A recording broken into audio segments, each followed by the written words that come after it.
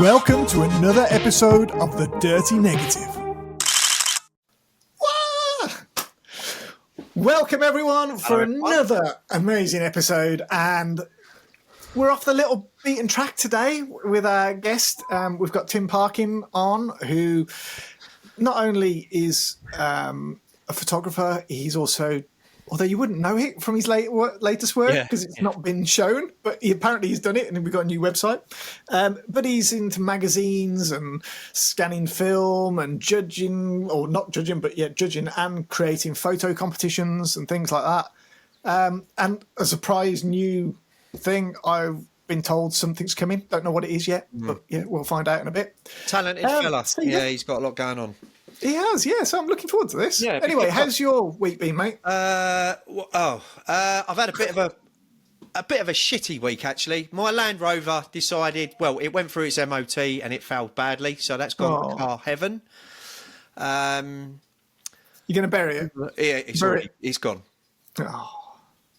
It's gone. But there we are. So I've got that. I've had that to sort out. But back to work in the respect of had my first customers yesterday, a very interesting couple, and the young lady who booked is actually one of these professional voiceovers. Oh, wow. So one of the films that she's been in is Wallace and Gromit, and you know, it's really fascinating, these people's careers that I bump into sometimes. So she'll do stuff like that, and then she'll do like elevator voiceovers. This is floor free. I've just got the ding, ding, ding, ding, ding. That's what music going on. So, but unfortunately for her husband, my bald eagle took a disliking to him. So that was quite interesting yesterday. But yeah, other than that, you know, as a normal day in the office, really, bald eagles flying about and vulture stuff. Yeah, good. It was good. Nice, mate. Yeah, we've been mega busy doing bits and pieces. I've actually had to go out and do some work. It's horrendous. I mean, who would have thought it? We had a photography shoot for an agency that we did the other day, so that was good. No pressure doing an agency's photos because, you know, they brought all the staff in from all over the country for this bloody thing. Really? So but that was great. It was really good fun. And we've done a few other bits with some manufacturing companies. Cool. And you know what? I have finally decided to do a project. Okay. So I had decided to do a project, and I had a theme, and I was going to base it over a year because I thought, well, actually, I am wandering a bit with my photography. I'm not doing so much of my day-to-day because I do all sorts of things and other people do bits. So I was like, you know what? I've probably got the capacity in my brain to do a project. So I've gone, right, I'm going to do a project in my personal thing and have a theme on what I do and that side of stuff. But so that came about, and I still intend doing that. Yeah. But I've also come up with another project, which is just a month-long project. Yeah. To get done and to start with, and to get me back into it, really, rather than doing a year one to start with. So I've got to start with the month one, and I'm going to start that next week. All right. And start working that out and what I'm doing. And don't tell us what it is, okay? But then what we'll do is we'll have a little session where we look at your monthly project. I can't bore everyone with that. But so I'm going to do different takes. I'm going to do it based around photography. Yeah. But I'm also going to do an interview style video as well. Cool. Into it and build that in. That needs fleshing out on how I do that yet. I haven't really worked that out in my head. I'm going to worry about that a bit later on. But yeah. By the way, Terry, just to let you know, we are getting more international people watching this because I had a nice email the other day from a lovely guy in America who called Bruce, who was actually saying, I found your podcast. This is great stuff, blah, blah, blah, and keep it up. So I thought that's really quite nice. Oh, you know? Nice. I think that's our only listener, isn't it? Probably, yeah. Hi, Bruce. How you doing? All right, Bruce. Anyway, shall we crack on, Tel? Yeah, let's get on and let's go.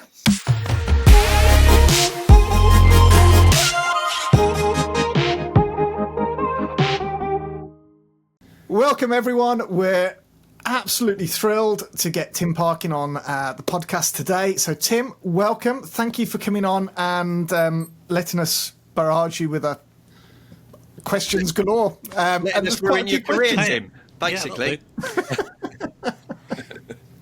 Yeah, we'll be nice, honestly. And we won't keep it to 4 hours like your previous podcasts that you've done. You know, we'll try and keep it down. 4 hours is a lot.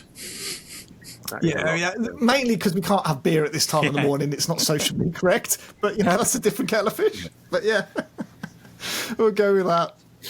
How's the weather up in Scotland, Tim? Sunny up in Scotland. All the snow's melted. But this morning I saw a pine marten outside our kitchen window, which is quite nice. Yeah. Did the cats The like cats it? didn't see it. He just zipped out the way quickly.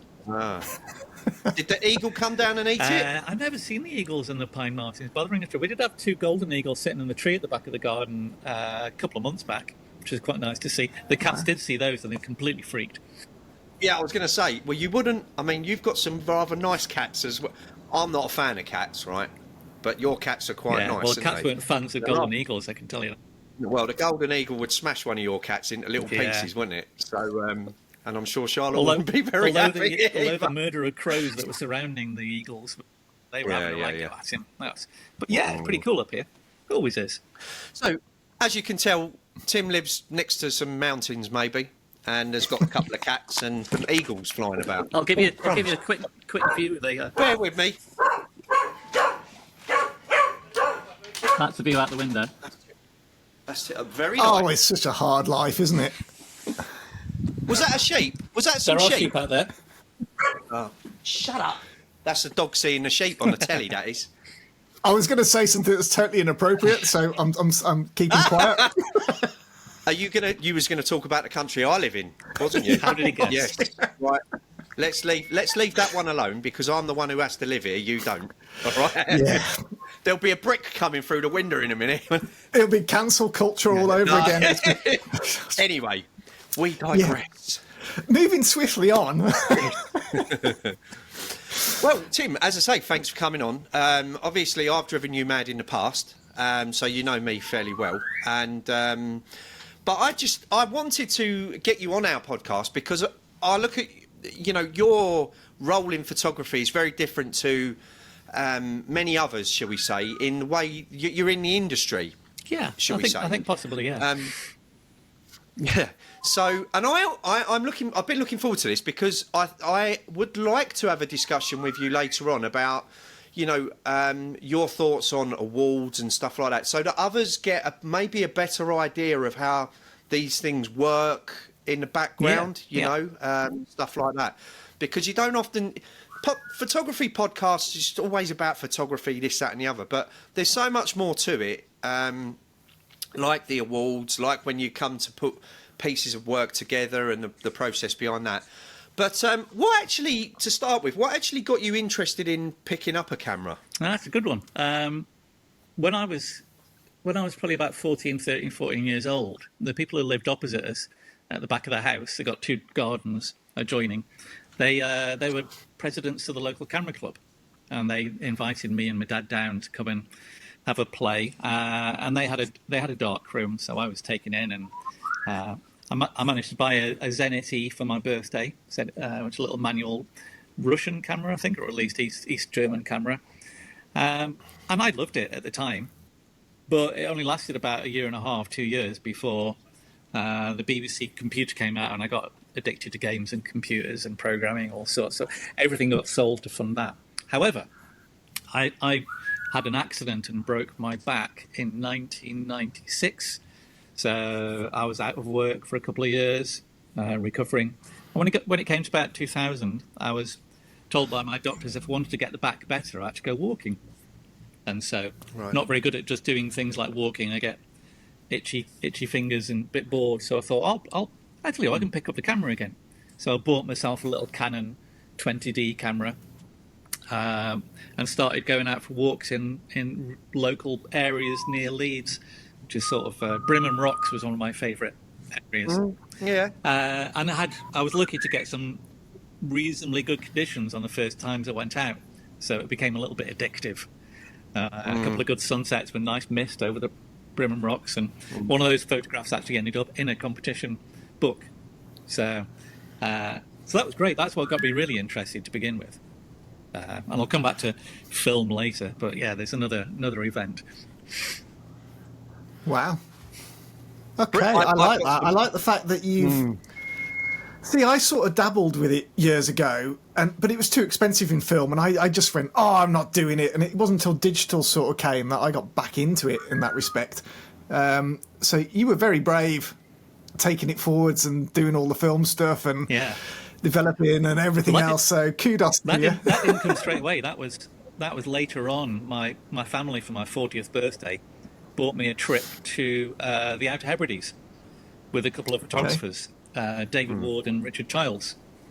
We were staying in these like Viking longhouses on the Outer Hebrides, and that was brilliant. The one thing they didn't know is that because David Ward shoots on large format film, and so did Richard Childs, everybody else on the whole workshop, they were all shooting film. So there were Rolleiflexes and what else did they have there? Somebody had a 612 camera. I think it was a Horseman. And then everybody else was using large format cameras. And so it was a bit weird being the only person with a digital camera.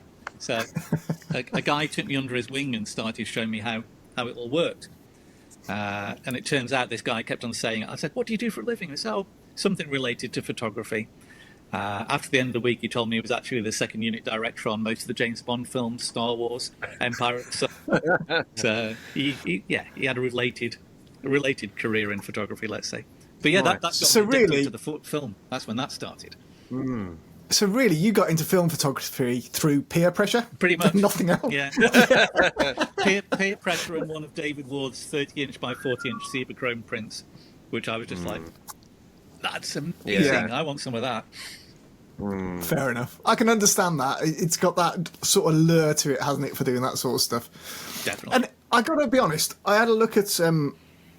your photography portfolio per se, and I want to say per se because you haven't done anything in a while and updated it online. I haven't posted that website for a long time. I ran a blog there. Basically, what happened was I did the blog, posted about how I got into film and all experiences with photography competitions before I started one myself, and then I started the On Landscape magazine. And the problem is, as soon as I started the On Landscape magazine, I had loads of work to do, so I didn't get out as much. And also I was going out. Let's see how I can put it. I was just going out and shooting with the digital mostly, a bit more film, but mainly when I was going on holiday. So I just didn't update that website. I've got another website I use called Loch Arbor 365, which I did a picture a day project for a couple of years. I made a bunch of pictures on there, and then I've got Flickr. And I've got a bunch of pictures on my hard drive that I haven't posted anywhere. So I know, it's amazing. So it's like not being. I mean, some of your photos, well, most of your photos, they're not shabby. They're good, and it's like suddenly you just stopped. It's like, where's this talent gone? Get back and get it. Yeah, I know you went off and did other bits, which is amazing. Some of the stuff that you've done, and we'll cover a bit of that later on. But it does seem like you just decided that's it. I've had enough of posting to the world. And I'll tell you what changed things mostly is when I arrived up in Scotland here, I thought, wow, I'm in one of the most beautiful places in the world. I'll do loads of photography. And we did a couple of walks and realised that actually the mountains up here need a little bit more care and attention, let's say. So we got a local guide to take us out and start teaching us. And he said, you should learn climbing because if you can learn to climb, you can scramble and you'll keep yourself safe. And then that proceeded to get me addicted to climbing. So instead of going out photographing, I ended up going climbing non-stop for about 4 years. Nice. That's a good pastime as well. I like that. Yeah, the climbing's great. Yeah. And it does get you some amazing places. They're just, a lot of them are on the side of a vertical cliff and not very amenable to large format photography. No, I'm too busy trying to hang on rather than get the camera out. Let's take a picture. You are a very busy person, though, aren't you? You know, there is a lot always going on, isn't there? Yeah, let's be honest. Yeah. You know, so I mean, I suppose you well, that's your fault. You got yourself too busy, I suppose. I keep on saying yes to things. I've got a bad habit. No, it is. Well, we're sort of glad you did because you're here today. So it's actually, it is quite amazing where you've. Because I'm going to go back to the start of your career outside of photography at the end, so that people, but to see what you've done and who you work with, and it's quite astonishing to me. Anyway, I think it's amazing. So through all of this camera journey, where did you actually start getting involved with awards? That's a good one. Well, I got that first photograph. Some of the first ones I took in Brimham ended up in the Landscape Photographer Yearbook. And then a couple of years later, when I started using large format, I took a photograph that was in the book again. So I was interested in the competition. I thought it was a nice way of seeing photographs by other people and trying to assess yourself against everybody else out there. And like everybody does with competitions, you see the results, and I think it's a bit of a photographer's habit to try and critique, politely, obviously, everybody else's photographs that win and say, what the hell is that doing there? Myself and Alex Dale every year we'd just sit on the phone chatting with each other about the book and what's in it and what was good and what wasn't. To the point where we actually ended up getting one of the winners knocked out after it was announced at one point. Yeah, somebody had cheated in a couple of categories. We were like, this is ridiculous. What we really should do is start a competition ourselves, said in jest. And eventually, a friend of Alex Nail's in America. Well, we always said if we start a competition, it's got to be international. But we don't have anybody who knows lots of people in America, which would be the other market. And then Matt Payne turns up, my business partner, as well as Alex Nail and a friend of Matt's, and said, why don't we look at doing something together?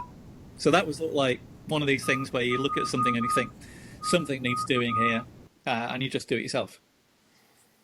Which is that's why I end up in all this so busy. Yeah.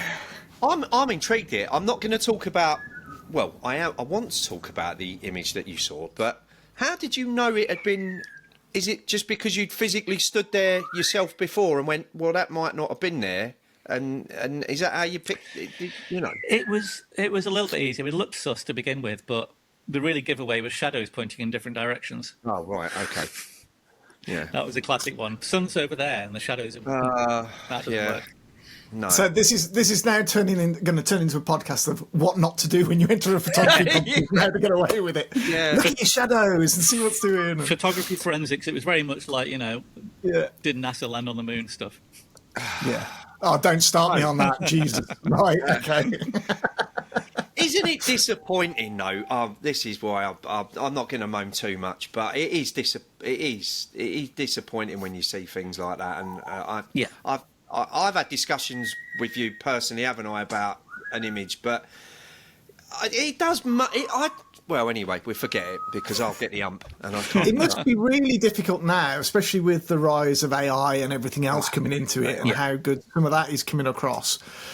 It's where does the line draw? I know different organisations are trying to do this new tagging as to what's a photo's been done. Adobe's come out with it recently, and I noticed it when I posted a photo somewhere onto LinkedIn, I think, and it came up with a special symbol and everything else. And it would come from Adobe Lightroom, and they're part of it. Because I ticked the box to do it on Adobe because I was like, I'll experiment. Didn't know what it did.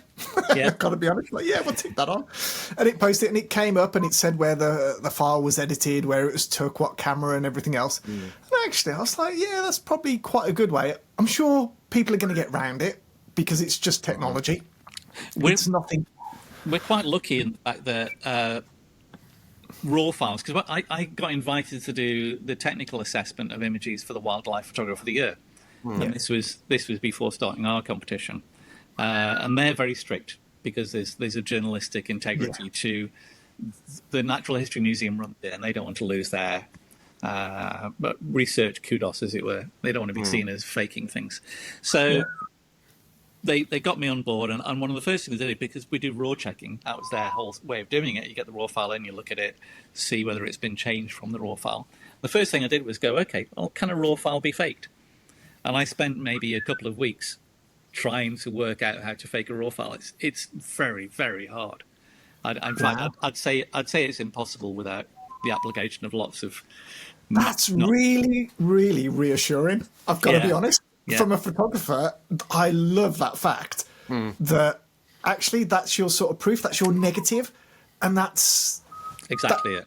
fixed in stone. I like that as an option because it is a thing. And I remember, oh God, I think it was years ago. I haven't entered a competition in years. It's been that long. But years ago when I entered, it's like you have to, if you get through, you have to submit the raw file so it can be checked and everything else. And that's all down to you, in all fairness, I would imagine. And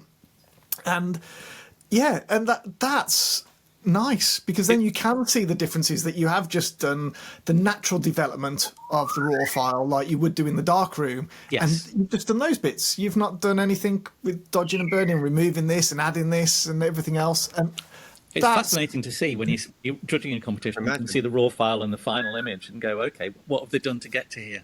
Yeah. Really? Yeah, that's I mean, it taught me quite a lot about photography, actually, doing that. Just seeing the change. Yeah, I bet. I used to. I sort of stopped this last year or so, but I used to do a lot of judging in camera clubs around the country. And I'd done it for quite a few years, mainly because I got annoyed by the judges in the camera club. And I was like, we can change this. And anyway, but it's amazing what it teaches you about photography when you learn to critique images. Yeah. And it is a totally different thing. And my job is as a commercial photographer during the day, and we critique our own images or each other's in the same way that I critique it on a competition. Because actually, really valuable. Yeah, it's amazing. And I did a whole talk on the things I look for, and there's about 30 or 40 things I look for, and I just naturally do it now. But I think everyone who's into photography should look at judging and what's required and this, that, and the other. Because in terms of photography, there's some things there I would never have thought of as just a photographer, but actually it makes so much sense in just looking at stuff in a photograph. And you must absolutely live and breathe this, really, doing those competitions and the amount of time that you've done them. Yeah, I mean, there's multiple levels to that as well. There's the first round quick judgment of whether things have got potential, and that's what the first rounds are for. They're not about getting rid of stuff. They're about looking at them and saying, does this stand a chance of winning, or does it not? And you can make quick judgments on that quite often. And then it becomes more interesting when you come to the final rounds, when you've got hundreds of images that could win, and there's a lot of personal taste that goes in there. But as there is personal taste, there is some universality. I'd say when it comes to the final images at the very end, that most of the time people sort of agree on stuff. But if anybody thinks that judging is a objective decision, they're deluding themselves. There's so much subjectivity in it. It's incredible. Sorry, go on. I was going to say, I reckon if you throw all the same pictures again at the same group of judges, a month later, there would be a different result. And that's part of it, isn't it? Because you've got to take the moment and everything into account. And I always say that when we're judging a competition, it's not reflective necessarily on that image. It's that image against everyone else in that particular set. So in a different competition, it might come really high or it might come really low. But at the moment, against this lot, this is what I'm judging. It's all subjective for that moment in time. And it's also... the weather can change it, what it currently is, and the mood, and the way you're feeling. What you've looked at recently, and things like that. Exactly. So you've got a lot of that. Do you find that since you've been doing the competitions, which is a long time now, that your photography has changed a lot? I know you don't post a lot, but I'm sure you still do some. But do you find it's changed a lot in that respect? Yes, it does. I'm a lot more selective about setting up the camera. Because I can look at things and just go, the light's not going to work. There's just no point. It's nice. Might come back to it later. But it's worth going off somewhere. Yeah. And also I'll spend more time on a photograph waiting for that potential complementary light to happen, to lift it. I mean, I've got a basic thing when I'm looking at pictures now where I go, okay, it needs to have a layered set of positive characteristics. So I'm looking at it's a great scene. What else is there? The great light. What else is it? I've got this composition that does this. What else in the composition? And I have this series. If it can keep on going, what else, for about 5 or 6 times, then it starts to become interesting. If it's a great view, it's probably not going to be that interesting. Yeah, it's a great view, but anybody can take a great view, to be honest. It needs to have something extra to keep you looking at the picture, to keep you engaged, to find something new and refreshing every time you look at it. Okay, what about story-led pictures then? Yeah. I think in landscape photography it's really difficult because narrative in landscape photography is just hard.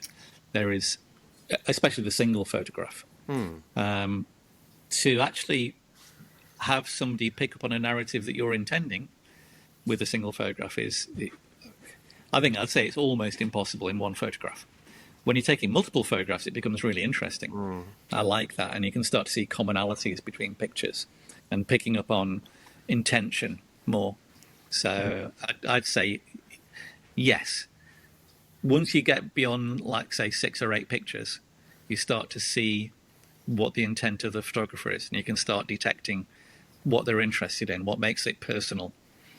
Yeah, it's like a body of work or a panel that you're doing for a distinction or something else. Do you ever get involved in that, in like distinction panels or anything else? I haven't done the RPS type stuff. I know Joe Cornish does, and I've chatted with him about it. Alex Nail was doing it for a while as well.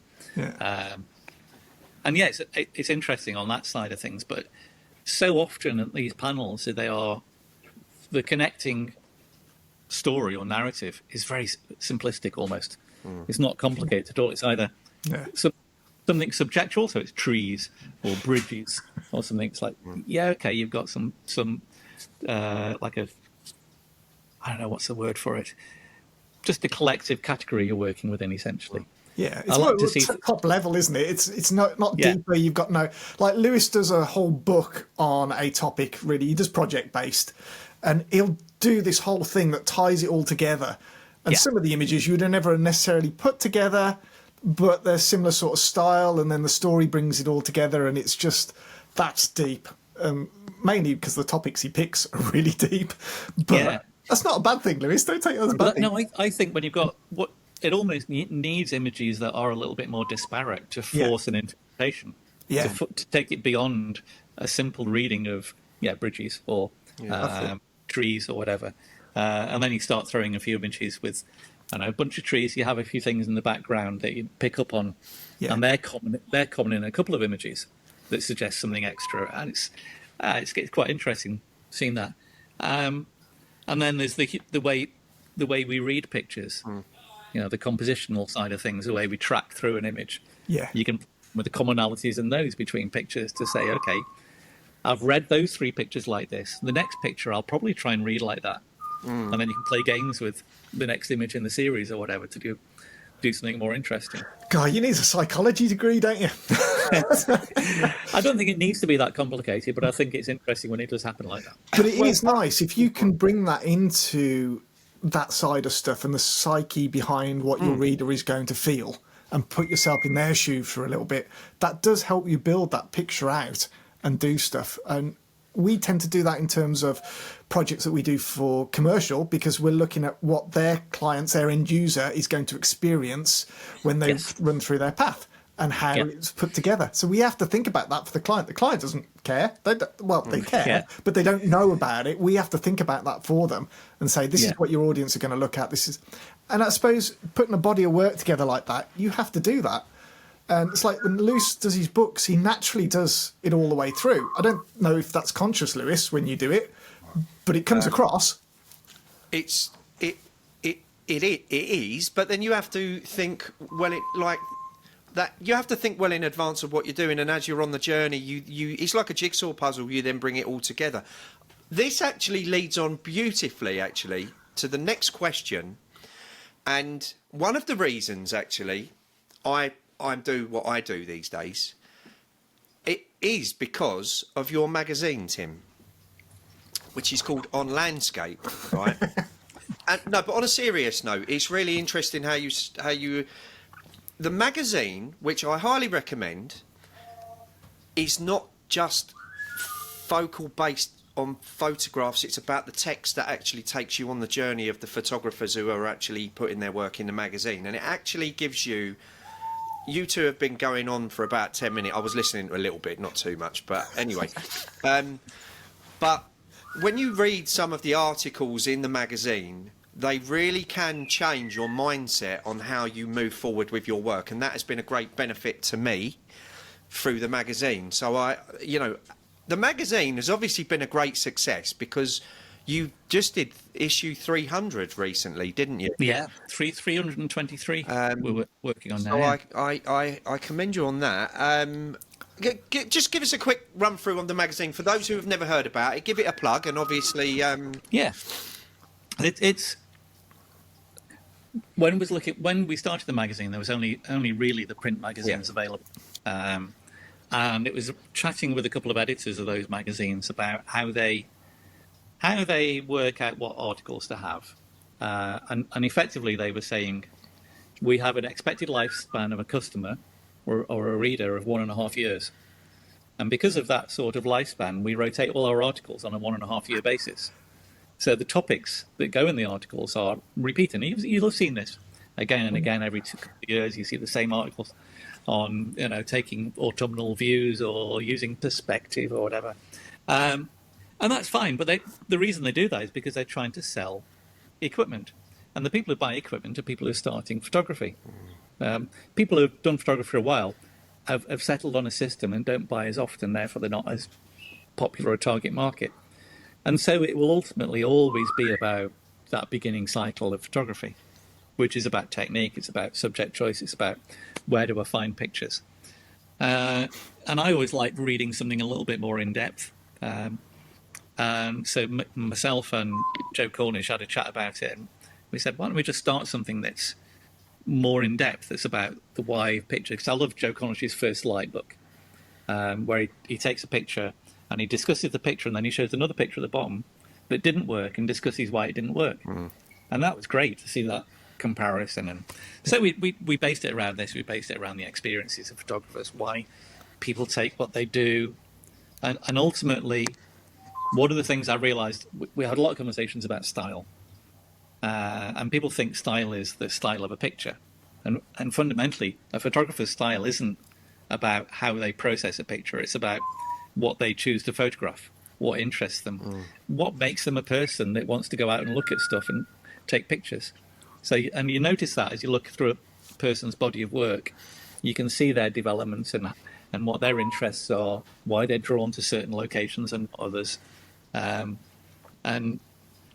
this is why when people hunt icons, they don't have a style expressed because they've used other people's pictures to decide what to take rather than their own personal interest. Whereas style should be what I'm interested in. So we write about philosophy, we write about the history of art, we write about, we did a series of articles on trees and what the background knowledge about trees is and things like that, just to point things in a different direction rather than just technique. And it's nice interesting. way of looking at it. That is it. You are so right in your analysis of the marketplace for photography magazines and everything else. I think the lifespan was a bit generous of 1.5 years. I know that was there. Okay, it might just be a year. Yeah. But it's you are so right, and realizing that is really clever in terms of marketing for your and pitching yours. Is a really clever way of looking at it. And I've got to be honest, I never really thought about it that way from there. It's just interesting. So I didn't read too deep into that, but I enjoyed it in that respect. So I think that's the difference, that you've captured something which lasts again and again. And it's not the most economically wise decision because it does limit your audience. But one of the other things I saw at the time was this idea of 1,000 true fans. Yeah. There's a great series of articles about if you can get 1,000 people who absolutely love what you do and give a little bit of money per year or per month, then that's enough to live on. That's enough to keep doing what you love doing. And that was my logic in the background. I said, I'm not going to be competitive. I'm going to go for a subset of people that are interested in a certain type of thing. And if you don't like it, you don't like it. It's fair enough. it's really brave and really nowhere clever. else. It is, because it's like anyone, if they're gonna, even if they're just doing photography as their business and they niche right down, it's all that thing, I can do everything known to man. You can, but if you niche, you'll be far more successful. And that's been the thing for ages. It's just psychology in that respect. And you've took that to the next level with the magazine side of stuff. And obviously it's worked for you, but it's still a risk. Everyone they think it's a risk. It's not really. It's very clever. But it feels a risk and a gamble. It is extremely hard work putting magazines together. I can vouch for that.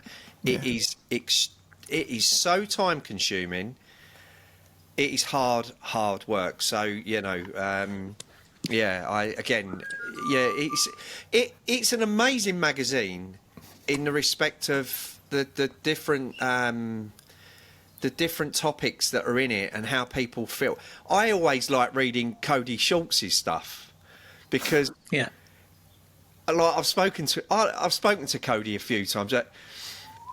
And I'm like, Cody, you're so young. How is you so complex in your head? What is going on, sunshine? Do you know what I mean? But then when you speak to him like off camera or whatever, he's like this bouncy little young fella, and you're like, where the fuck is this all coming from, Cody? Do you know what I mean? But but it's fascinating. What you said is another thing we realised as well is people quite often don't read everything. I mean, if people who buy outdoor photography, they won't read the whole magazine. They'll pick out the ones the articles they're interested in, and ignore the rest. And one of the things we did with the magazine, we said, okay, we do 2 issues per month, which may be, 14 articles. If I could make 2 of those that somebody really, really wants to read that they'll never find anywhere else, they'd probably subscribe. Even if they don't like everything else. And I've seen this in people who cancel the magazine saying, I'll only read like 10% of it, so it's not worth it. And then a couple of months back, they come back and go, actually, that 10% was quite good. I'm going to resubscribe. It's a great philosophy, that. And I have the same philosophy when I do meetings or network meetings, whatever. I have to come away with one thing that really made it worthwhile. And I can guarantee I always do, because I'm just looking for one thing. I'm not looking to get work. It could be information or anything else out of that. And it's the same with a magazine. As long as I can read one thing that I was really enthralled about, I'll read that again next month. I don't care about the rest of the stuff. I just want the one thing that satisfied me, that was worth my time flicking through and finding that one thing, or going to that meeting and finding that one thing. And it's like when I go away to do a photo session, landscape, whatever it is, as long as I come back with one that I'm happy with, the whole weekend is fine. And I always think you can find something, even if it's really crappy weather. I'll go and do some macro or something on the beach or a tree leaf, just so I've got that one photo it was worthwhile spending 5 hours trekking for. But I think if you have that mentality in life of find that one thing, everything becomes really enjoyable and really easy. And I think you're tapping into that subconsciously for people and saying they can come away with a couple of things they read and did. You will keep them. Because I think it's human nature.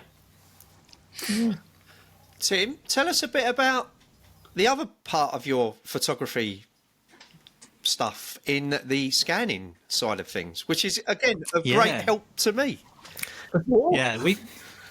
I started off, when I started with large format photography, you buy the camera, you learn about how to use it, tilts and shifts and exposures and getting feedback, and ultimately you need to scan it because you want to put these pictures online. And what people typically get is an Epson scanner. They're the standard flatbed scanners, and they're pretty good. They're not great, especially for things like the shadows in pictures. If you take a picture with like deep shadows, especially on Velvia 50, which is a really dark film, you can't get them out. And you chat with a few other photographers like David Ward and Joe Cornish, and Joe had an Imicon scanner, it's a Hasselblad Imicon, I think it was called. It was about £20,000 worth of scanner. There's no way I was going to afford this. But a couple of people like David Ward sent his pictures to a friend of his on the Isle of Wight who got it drum scanned. And drum scanners are a Perspex cylinder with a microscope pointing at the outside of it, behind which you've got a set of photo multipliers, night vision goggles essentially, with filters in front of them for the red, green, and blue. Cylinder spins, so the microscope's looking at one point on the film, and it reads it like a wax disc. So it spins around, reads one row of pixels, and then reads the next row of pixels. Hugely time-consuming, for the scanning process. But the results, because it's masking off one pixel at a time, it gets no flare from the rest of the image. You get just this perfect little piece of data. And the results of those are beautiful colour, amazing shadow detail, sharpness. And I very quickly saw some of the results from this in comparison with Epson, saying, I must have one. I've got to have one of these machines. And at the time, if you wanted a decent condition second-hand one, if you wanted a new one, they were about 190 grand or 100 grand, depending on which ones you get. And I can't afford that, obviously. But there was the occasional second-hand one going for about £800 online, which you're taking your life in your hands and whether it's going to work or not. So I just sat around waiting for one to turn up from somebody with a reputation that somebody else knew. And I finally got one. It's great. I can scan all my own images, take control of the dust, and then a couple of friends said, "Oh, can I get this scanned? Can I get this one scanned?" And by the time I'm doing about 15 of these scans a month, I'm thinking I really should charge a little bit for this. So I charged them a little bit, not a lot of money. And my wife said, "Why don't you just stick a website up and people can book their work in and pay for it on the website?" And I was like, "Well, yeah, why not? I'm a web developer. I can do that quickly." And we started getting orders from all over the place. And after we made enough money to pay the scanner off and buy another scanner if we wanted, we decided to upgrade to a more professional scanner. And now we've ended up with a little shed outside built specifically for the scanning and photography, with two machines that originally cost $250,000 and a spare machine in there for parts. And we get work from all over the place. And you like the scans, don't you? I think I like. Well, yeah. I'm like, it's just enough. Do you know what I love about it? It's that process as well. See, like for me, like my recent trip was 4 weeks ago. I still ain't had the film back yet. Do you know what I mean? So I'll be waiting probably another 2 weeks. I'm not going to moan about that, by the way, if you're going to be watching, whoever it is. Yeah. But then you get them back, and then you have to work for like the workflow of looking at are you pleased with your exposures, this, that, and the other. And there's been a couple of times where I've completely cocked up the exposure, but that machine of yours has got me out of a bit of trouble because I don't really like saying that, but it's the honest truth. Because when you're shooting on, especially slide, if you do cock it up, or if, for instance, the lens needs servicing and you're not realising that the shutter is not actually taking the exposure time that you think, you're going to get a different exposure back. And it is quite astonishing how much detail you can pull out. You can't blow it up massively, but you could use it as a. But then when you go to the big stuff, and I don't know if you, obviously there's stuff on the wall over there that's well over 1 metre long and 1 metre deep, and the detail is ridiculous. So what you're saying, Lewis, is the digital world is saving your analog world. No, I'm not going to go into that. I'm not having that. Right? We're going to leave that one alone. Okay. It's about the process for me, and you two was going on earlier about digital files and all of this. Well, okay. Going back to the competitions, Tim. If you get a negative, what do you lot do? Yep. Because obviously it's worldwide. If I go back to Wildlife Photographer of the Year, they would get the photographer to send the film to them.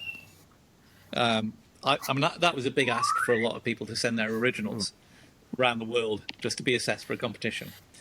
So we thought, well, how are we going to do this without that? And what we decided was, if we just take a photograph on a light box, people could fake that and make it look like the original. So we get people to do a video on a light box. You're not going to fake a video. No. So that works enough for us to say, okay, that's a proper image. And we can tell that they're not overly edited stuff on it.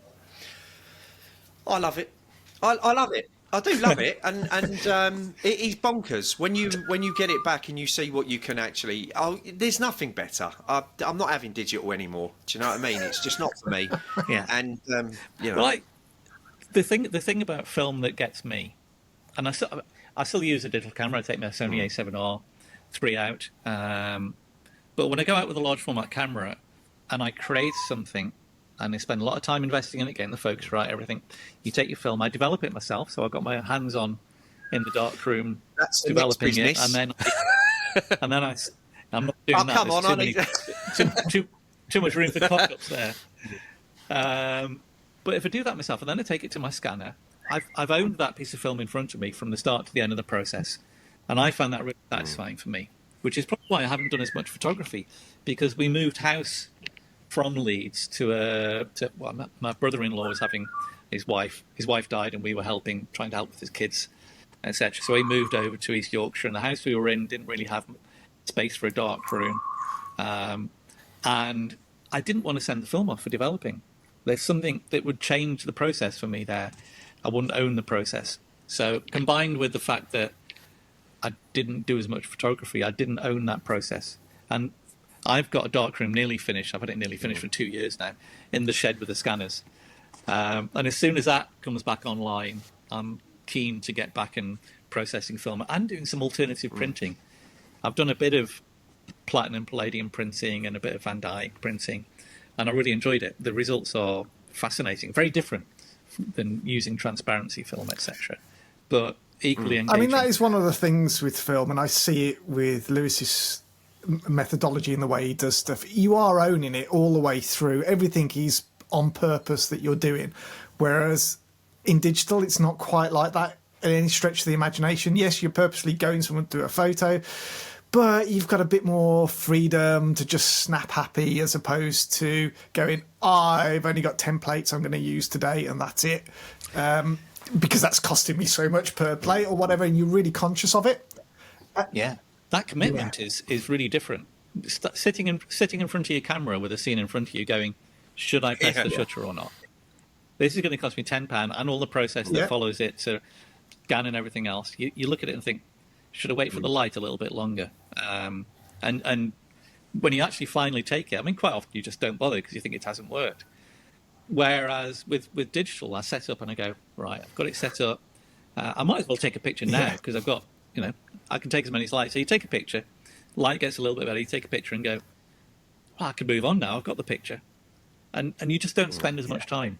You can force yourself to do that and invest in it, but it doesn't come naturally. It stops you being in the moment, I think, and just enjoying it for what it is, and methodically taking your time and just relaxing into it. I think that's a really key thing that you lose with digital. You spend less time with a camera with film. Yeah. You spend more time just wandering around. I know. I've got to this thing now where if I go and do a landscape, I will spend maximum 15 minutes on it in post afterwards because I don't want to. I want to get it right in camera. I want to make sure it's there. I would just do the bare minimum like I would do in a dark room in Lightroom now, just doing those tweaks. And that's all I'm interested in is just that, because I don't want to be... I use a computer during the day. I don't want to use it as my hobby side. Here's a good anecdote about that for you. When I do the raw checking for the Wildlife Photographer of the Year, quite often I have to take the raw file and do a little bit of processing on it to see if the person has done any cloning or they've done over editing or things. So quickly go in, change the levels, put a quick grad on, darken, lighten a few things, and then I show it to the other assessors, the people who run the competition, and we go through them. And she says, nearly every time I look at your edits in comparison with what they've done on a lot of pictures, your edits are better. And they're only better because there's less of them. So the edits are more straight, as it were.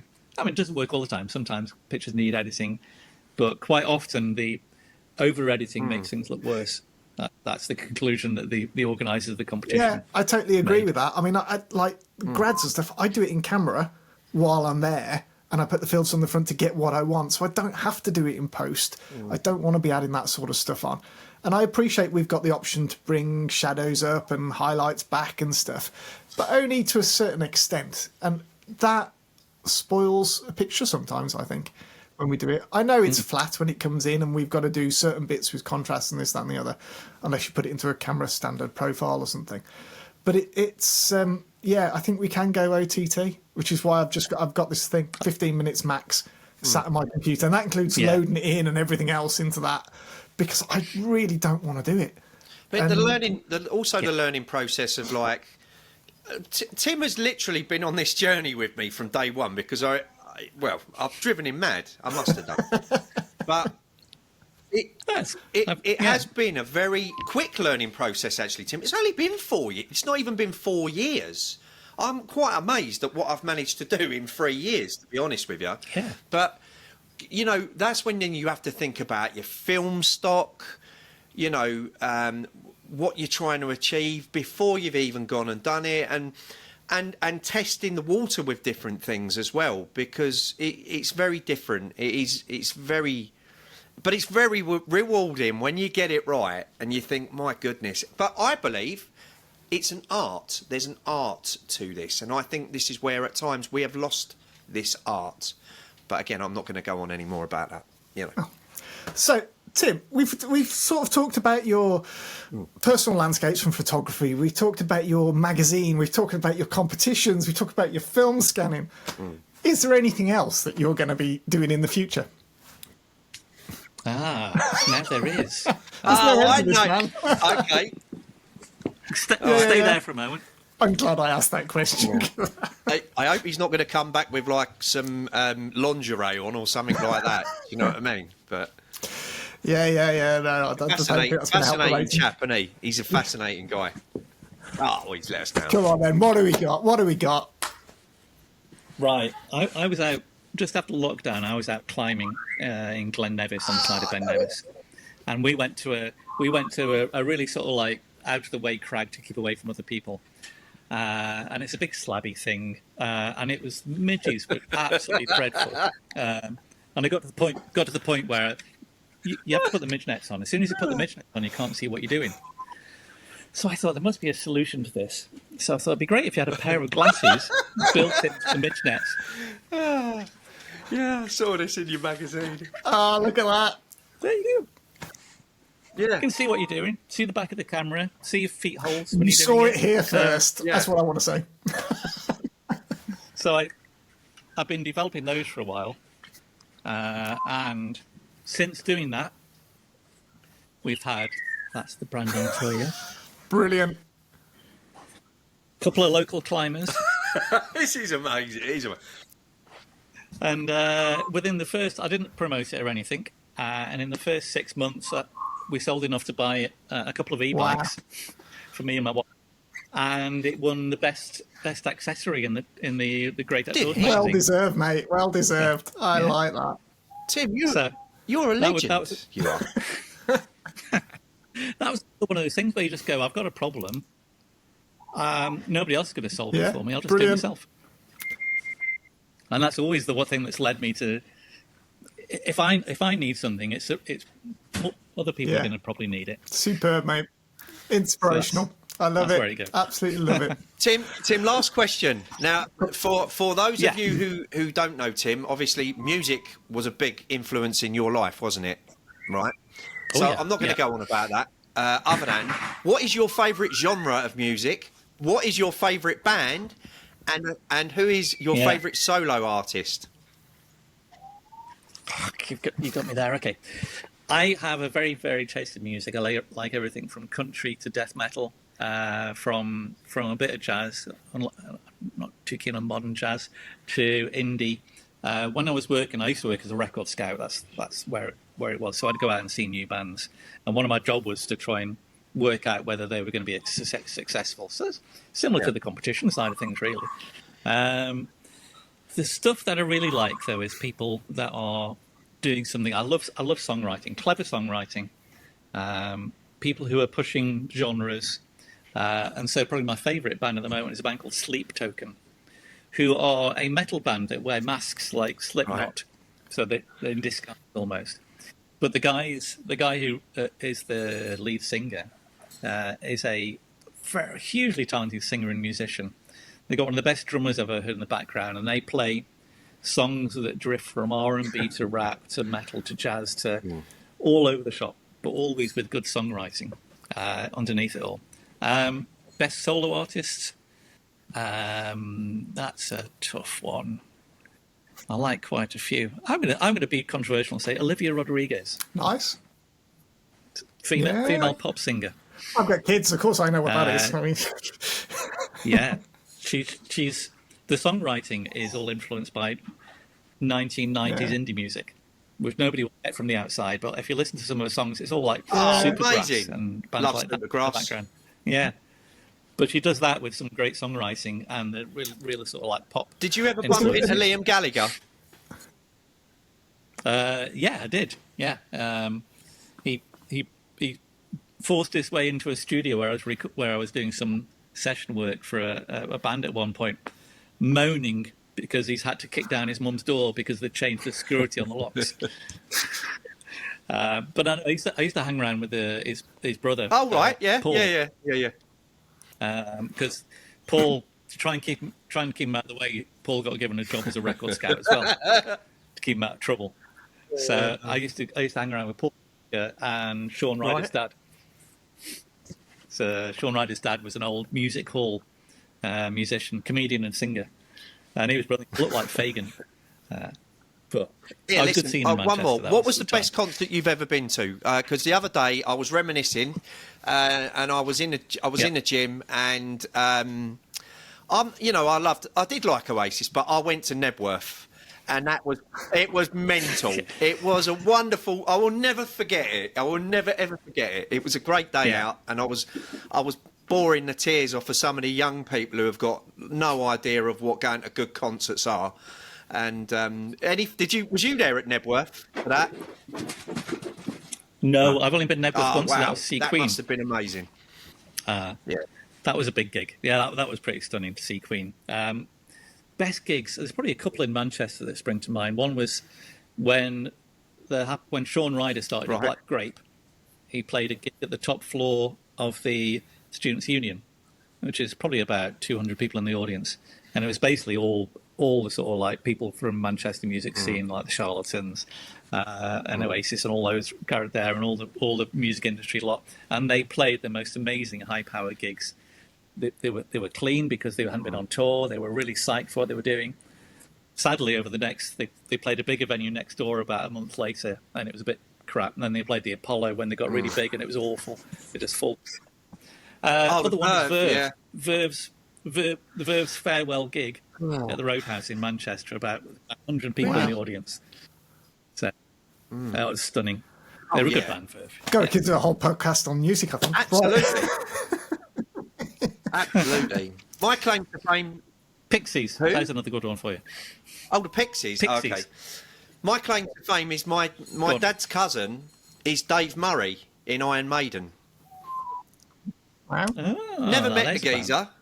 And he owes me dad some money, because when apparently they were younger, he was poncing money off of them all the time, and now they're multi-millionaires. And so if you're watching this, Dave, chuck us a few quid, please, mate. You know.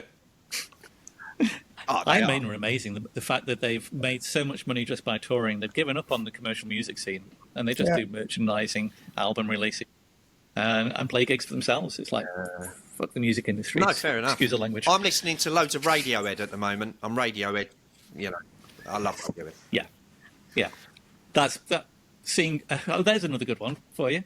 When I was young, I liked a single got released on MTV called Creep, and it crashed.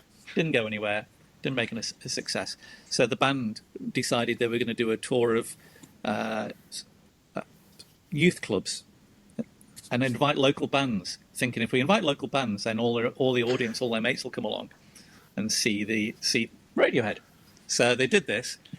We went to see them in Crewe, and it was Crewe Youth Club. There was 4 bands on, so there's three local bands and them. The first band played. As soon as they finished, all their audience disappeared to the pub. Second band played. By the time it came to Radiohead, there was only me and the sound engineer and the manager and the band and my mate at the time. And they came out. They came out and said, "Do you still want us to play the gig? Because there's only a few of us." God, yeah. So we got a private Radiohead gig just for us. They are. They're one of the best. But you can't. Yeah. Every time you listen to them, it sounds different. Their music is so. Yeah. Do you know? Music. We'll have a podcast about this another day. We'll talk about music and music and art, and how music influence, because music is such a massive influence to my work. It's so massive. But listen, this has been great. Thanks for coming on, Tim. Really appreciate it. Yeah, no problem. I hope you enjoyed it. it. And as I say, we've ruined your career now, so it don't matter. You're in the gutter with everyone else with us now. So thanks for coming on. Guys, read on Landscape, the drum scanning side of things. We'll put a link in for everything, I suppose. And thanks for coming on, Tim. I'll send you a link to a new website that'd so be you can nice, see yeah. some work that I've done since 2015. It is a photography podcast, I suppose. So, yeah, if you want to see any of Tim's couple of shots that he's took in the last 10 years, we'll post that on the show later. Thanks very much. Thank you very much. Really appreciate it.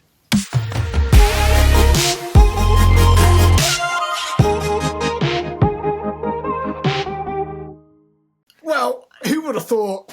Midgie-net. Unbelievable. Yeah. I can see everyone in the future now with their convertible cars driving around in Midgie-net. Do you know what? Tim makes me. He's a great fella. He comes up with these great ideas. He's very entrepreneurial. Very, yeah. And the other thing is, he gave a lot of advice for photographers, really, in terms of looking for stuff in competitions, this, that, and the other, and a bit of psyche into all that as well. So, and how to think about stuff. And I think it's so valid, all that stuff, but people forget and don't necessarily think and just go, I'm just going to snap here, I'm just going to snap there. Well, and there's one thing that we do have to remember, and that is that we need to plug Charlotte, because if it wasn't for Charlotte, Tim wouldn't get none of this done. So, Charlotte, there you go. I've put it out there so people realise. We're not worthy. No, Charlotte, you are the backbone of everything. He just takes all the credit. That's all. Anyway. And you made me a cup of tea last time I came round. He never offered me one. But anyway. No, you should have Charlotte on. That's what it was, yeah. It was a great... I really enjoyed it. It was very, very...